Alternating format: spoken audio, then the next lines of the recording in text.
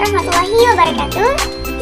Perkenalkan, kami dari kelompok 2 Prodi PGSD 2A Universitas Majalengka Angkatan tahun 2020-2021 dengan beranggotakan 4 orang, yaitu Mutiara Khairunisa dengan nomor NPM 20221009, Evi Sofian Hidayat dengan nomor NPM 2022100008, Delvina Sri Dewanti dengan nomor NPM 20221009, Delvina Sri Dewanti dengan nomor NPM 2022100011, Arlen Wijayanti Suhendar dengan nomor NPM 2022100055.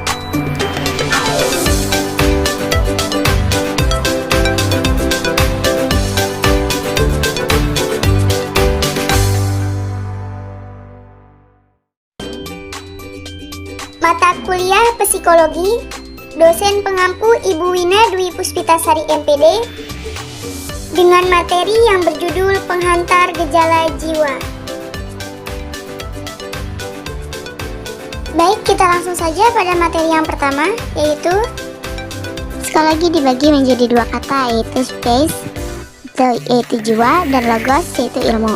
Secara umum, psikologi yaitu ilmu yang mempelajari tentang gejala-gejala jiwa manusia dewasa, normal, dan beradab. Gejala jiwa bisa diidentifikasi melalui perilaku manusia, yaitu ada yang overt behavior atau perilaku yang menampak, dan ada pula inert behavior, yaitu perilaku yang tidak menampak. Bentuk-bentuk gejala jiwa yaitu ada 3: kognisi atau pengetahuan berupa pengamatan, tanggapan, fantasi, ingatan, berpikir, dan intelijensi. Kedua ada afeksi, itu perasaan. Dan yang ketiga itu ada fonasi atau gerak fisik berupa dorongan, keinginan, dan hasrat.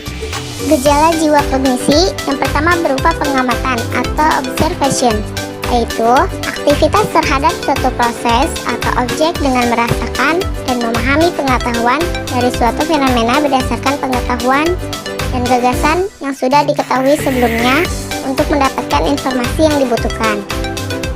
Observation dibagi menjadi 3. Yang pertama yaitu common observation. Itu artinya pengamat tidak terlibat dengan pelaku, objek, dan situasi. Kedua, ada control observation, yaitu pengamat mengendalikan situasi. Ketiga, ada participant observation, yaitu pengamat melibatkan diri secara langsung dengan pelaku, objek, dan situasi. Proses terjadinya pengamatan dibagi menjadi 3 fase. Yang pertama ada fase fisis, yaitu ada perangsang ditangkap oleh indera. Kedua ada fase fisiologis, perangsang dibawa saraf sensoris ke sistem susunan pusat. Dan yang terakhir ada fase psikologis, perangsang sampai pada saraf pusat dan terjadi kesadaran. Yang kedua tanggapan atau respon. Tanggapan atau respon yang terjadi pada manusia terdiri dari 3 proses.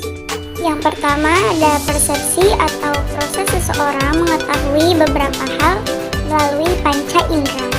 Yang kedua, gambaran yang tinggal dalam ingatan setelah melakukan pengamatan. Yang ketiga, kesan-kesan seseorang terhadap pengamatan yang telah selesai. Macam-macam tanggapan terdiri dari 4 macam. Yang pertama, ada tanggapan reproduksi atau tanggapan yang melibatkan pengamatan masa lalu. Yang kedua, tanggapan imaginer atau tanggapan yang tidak hanya melibatkan pengamatan masa lalu, namun juga menggunakan pengalaman untuk menciptakan penemuan atau bentuk baru.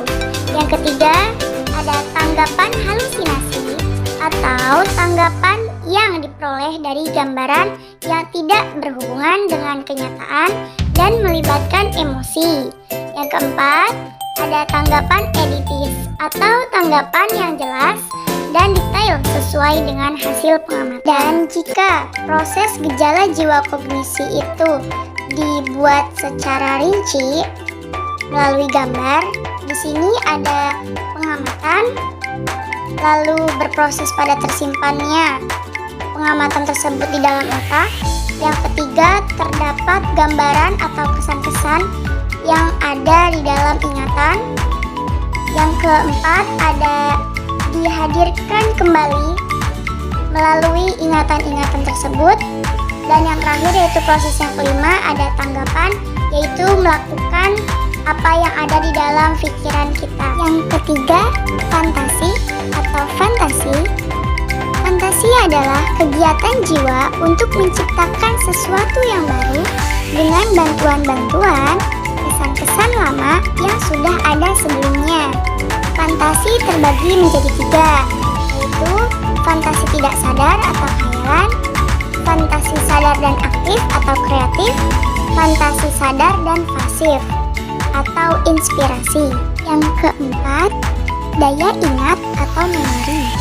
Daya ingat adalah kemampuan mengingat kembali pengalaman yang telah berlalu. Di dalam daya ingat atau memori terdapat kemampuan rohaninya. Kemampuan rohaninya untuk mengencamkan, menyimpan, dan mereproduksi kesan-kesan. Di dalam daya ingat terdapat proses mental yang meliputi pengkodean, penyimpanan, dan pemanggilan kembali informasi dan pengetahuan yang semuanya terpusat dalam otak. Implikasi dari daya ingat adalah overlearning atau belajar lebih, extra study time atau tambahan waktu belajar, mnemonic device atau muslihat memori atau trik khusus, rime, singkatan, page word system, method of Loci, keyword system. Setelah anak dapat menerima dari tanggapan tersebut, maka anak akan menyimpannya di dalam ingatan dan menimbulkan kembali apa yang telah ia peroleh dalam ingatannya dalam bentuk tanggapan. Yang kelima, berpikir atau thinking. Berpikir adalah berjerih payah secara mental untuk memahami sesuatu yang dialami atau mencari jalan keluar dari persoalan yang sedang dihadapi. Di dalam berpikir terdapat kegiatan mental yang melibatkan kerja otak dan berkembangnya ide dan konsep. Di dalam berpikir terdapat 4 macam berpikir. Yang pertama, berpikir alamiah atau pola penalaran berdasarkan kebiasaan sehari-hari atau lingkungan.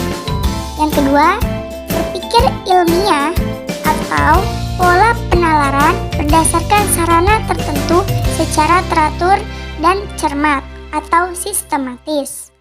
Yang ketiga, berpikir autistik atau pola penalaran berdasarkan pada fantasi, khayalan, dan wishful thinking. Yang keempat, berpikir realistik atau pola penalaran yang dilakukan untuk menyesuaikan diri dengan kenyataan atau reasoning. Jika dilihat dalam prosesnya, berpikir terbagi menjadi 3.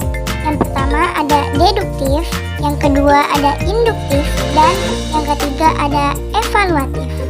Oke, baik, di sini ada struktur bagaimana cara pola berpikir dalam berproses berpikir. Yang pertama itu ada berpikir, yang kedua lalu mengidentifikasi konsep-konsep, yang ketiga ada membentuk pendapat, dan yang terakhir ada menarik kesimpulan. Nah, di dalam menarik kesimpulan terdapat 3 macam proses, yaitu ada deduktif, induktif, dan evaluatif. Yang keenam, intelijensi atau intelligence. Di dalam definisi intelijensi terdapat beberapa macam definisi. Definisi yang pertama, intelijensi adalah kecerdasan yang diukur dengan perilaku individu. Definisi yang kedua, intelijensi adalah kemampuan untuk beradaptasi secara mental dengan situasi atau kondisi baru. Yang ketiga, intelijensi adalah kemampuan untuk memahami lingkungan dan kemampuan berpikir untuk menguasai tantangan. Di dalam intelijensi terdapat macam-macam intelijensi. Yang pertama ada intelijensi terikat dan bebas. Yang kedua ada intelijensi kreatif dan eksekutif. Yang ketiga ada intelijensi intelektual. Yang keempat intelijensi emosional. Yang kelima intelijensi bahasa. Dan yang keenam ada intelijensi sosial. Selanjutnya adalah bentuk-bentuk gejala jiwa yang kedua, yaitu afeksi. Afeksi adalah gejala jiwa yang bersifat subjektif dan dialami dalam kualitas senang atau tidak senang. Macam-macam afeksi diantaranya adalah senang, sedih, kecewa, terharu, emosi, dan sebagainya. Perbedaan perasaan dengan emosi. Perasaan yang pertama tidak atau jarang disertai gejala fisik sehingga sulit diketahui oleh orang lain. Sedangkan emosi selalu disertai dengan gejala fisik sehingga dapat diketahui oleh orang lain. Yang kedua, dapat berlangsung dalam waktu yang lama, sedangkan emosi berlangsungnya tidak lama. Yang ketiga, dialami dalam derajat lemah atau sedang, sedangkan emosi dialami dalam derajat yang kuat. Yang keempat, pada saat rasio berlangsung masih tetap berfungsi, sedangkan emosi pada saat berlangsung rasio menjadi tidak atau kurang berfungsi. Bentuk-bentuk gejala jiwa yang ketiga yaitu gejala jiwa konasi atau gerak fisik. Yang pertama, dorongan atau motivasi. Di sini terdapat beberapa definisi. Definisi yang pertama, dorongan atau motivasi adalah kondisi internal yang membangkitkan untuk melakukan tindakan. Yang kedua, dorongan adalah pengalasan seseorang melakukan suatu aktivitas untuk mencapai tujuan. Dan di sini terdapat beberapa definisi menurut para tokoh. Definisi dorongan atau motivasi dalam teori hierarki kebutuhan, dorongan atau motivasi adalah kebutuhan fisiologis dan keamanan tingkat rendah, kebutuhan sosial, penghargaan dan aktualisasi diri tingkat tinggi. Yang kedua, definisi dorongan atau motivasi menurut M.C. Gregor dalam teori X dan Y, dorongan atau motivasi adalah hubungan asumsi negatif X dan asumsi positif Y terhadap perilaku manusia. Yang ketiga, menurut M.C. Celan, definisi dorongan atau motivasi di dalam teori motivasi kontemporer adalah kebutuhan berprestasi, berkuasa dan berafiliasi, evaluasi kognitif atau penghargaan, penentuan tujuan, penguatan, keadilan, dan harapan. Yang kedua, keinginan atau desire. Keinginan adalah tambahan atas pemenuhan kebutuhan sesuai dengan yang diharapkan. Di dalam keinginan pasti ada kebutuhan. Kebutuhan merupakan salah satu aspek psikologis yang menggerakkan seseorang untuk melakukan aktivitas. Yang ketiga, hasrat atau passion. Terdapat beberapa definisi hasrat atau passion. Definisi yang pertama, hasrat atau passion adalah minat yang sangat besar terhadap sesuatu sehingga mendahulukan sesuatu itu dan mengabaikan hal-hal lainnya. Definisi yang kedua, hasrat atau passion adalah sesuatu yang membuat seseorang tidak pernah bosan untuk melakukannya meskipun merugikan baginya. Definisi yang ketiga, hasrat passion adalah suatu keinginan tertentu yang dapat diulang-ulang. Berikut, adapun ciri-ciri hasrat yang merupakan motor atau penggerak perbuatan dan kelakuan manusia, berhubungan erat dengan tujuan tertentu baik positif maupun negatif.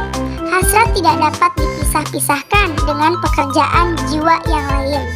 Mungkin cukup sekian pemaparan presentasi pada kesempatan kali ini. Terima kasih kepada teman-teman semua yang telah setia dalam menonton video pemaparan presentasi pada kelompok kami. Kurang lebihnya kami mohon maaf. Wabillahi taufiq wal hidayah. Wassalamualaikum warahmatullahi wabarakatuh.